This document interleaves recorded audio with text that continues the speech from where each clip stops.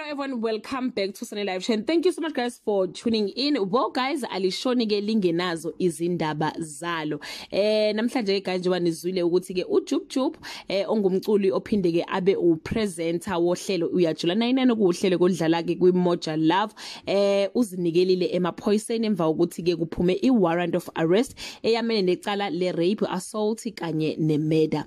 Lo mculi ke uphume ke ngebheli ka 10,000 rand kwase kuthiwa ke icala lakhe lizoqulwa noma ke lizoqhubeka mhla ka 24 kuAugust kuwona lonyaka u2023. Uthephuma nje uJub guys wayebhala le message lapha yana ke ku Instagram page yakhe. Uthe no weapon, lies or scheming formed against me shall prosper.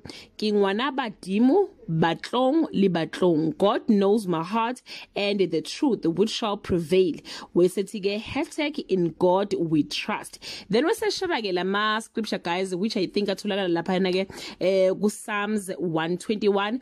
I look to the mountain, where will my help come from? My help will come from the Lord who made heaven and earth. He will not let you fail. Your protector is always awake. Waphinde futhi washera u120 othi when I was in trouble I called to the Lord and he saved me. So guys, yeah, that was a message sent uJub after ke esephume ngebheli lapho kade ke eboshwe khona fu amacala rape, murder kanye ke neassault. Well guys, abantu ke bamsupportile lapha ku social media. Yazi ukuthi abantu ke bamaxoki abanye babuza ukuthi hey uboshelweni kwathini mara mase bhalile ukuthi ke uyasukela bamqambela amanga baqala bamsupporta futhi bathi yey hayi vele bona wona mudimu yey kwathini asazi ke guys, especially when it comes to ama case rape, it's so difficult to tell ukuthi ke is it true or akusilona iqiniso. Well guys, do leave your comment below and share your opinion.